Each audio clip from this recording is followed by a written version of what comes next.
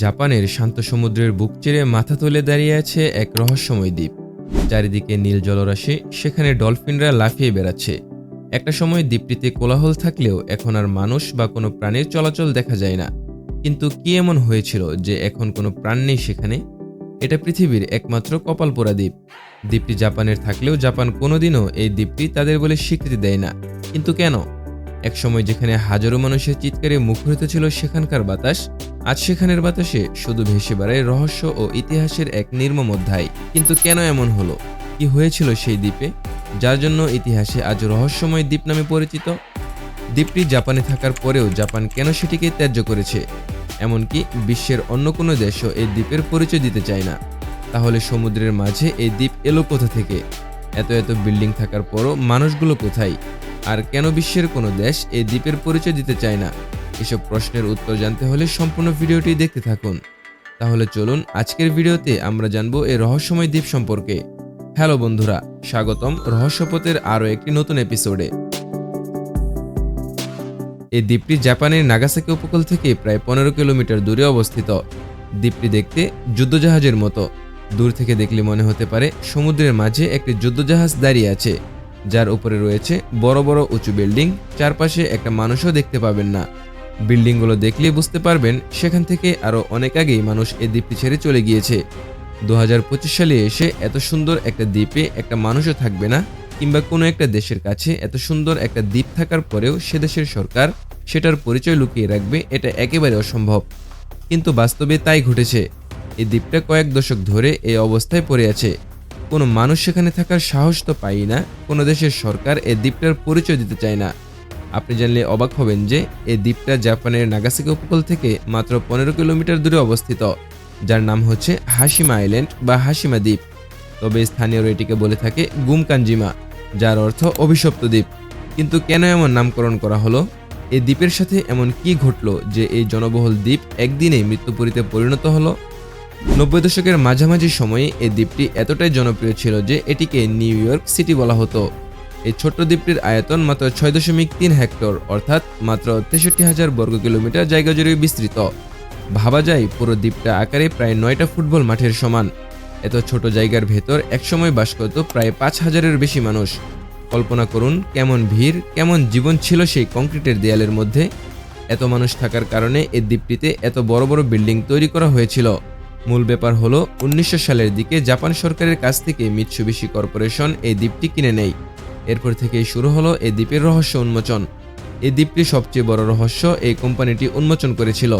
দ্বীপটাকে শক্তপোক্ত করে গড়ে তোলা হয়েছিল যেন সমুদ্রের মাঝে কয়েক শত বছর টিকে থাকতে পারে।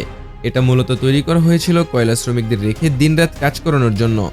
দ্বীপটাকে দূরে বানানোর মূল কারণ হলো শ্রমিকরা যেন চাইলেও কাজ ছেড়ে অন্য কোথাও চলে যেতে না পারে। এজন্য শ্রমিকদের থাকার জায়গা, শ্রমিকদের বাচ্চাদের জন্য স্কুল, এন্টারটেইনের জন্য সিনেমা হল, রোগীদের জন্য হাসপাতাল, পার্টি করার জন্য নাইট ক্লাব, এমনকি দোকান সহ সবকিছুই ছিল। দেখতে যেন এক মিনি শহর। তবে চারিদিকে ছিল শুধু কংক্রিট আর লোহা। শিশুদের জন্য ছিল ছাদের উপর খেলার মাঠ, কারণ নিচে জায়গা ছিল না। দ্বিতীয় বিশ্বযুদ্ধের সময় জাপান এই দ্বীপে চীন ও কোরিয়া থেকে দাস শ্রমিক আনে।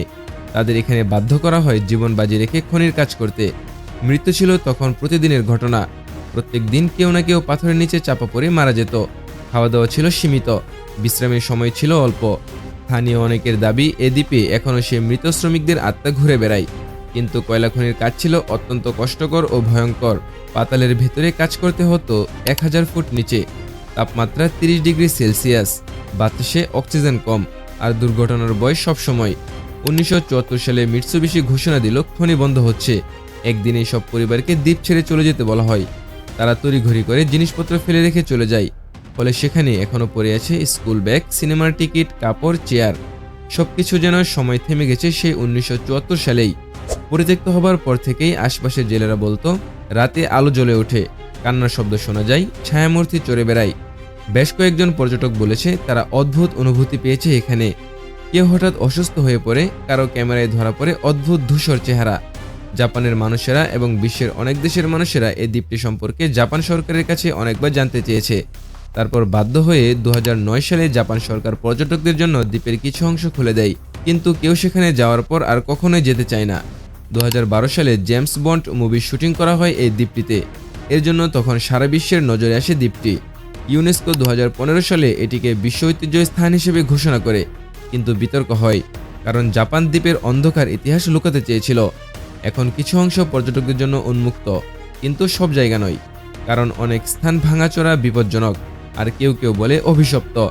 বিজ্ঞান বলে হাসিমা শুধু একটা পরিত্যক্ত শিল্প অঞ্চল, কিন্তু মনোবিজ্ঞান বলে ভয়ের অনুভূতি বাস্তব হয়ে উঠতে পারে, বিশেষ করে যেখানে মৃত্যু ঘন ঘন ঘটেছে।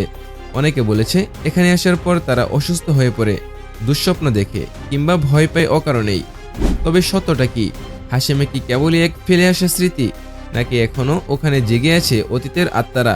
হাসিমা আইল্যান্ড শুধু একটা পরিত্যক্ত জায়গা নয়, এটি একটি জীবন্ত ইতিহাস, একটি হারিয়ে যাওয়া শহরের নিদর্শন।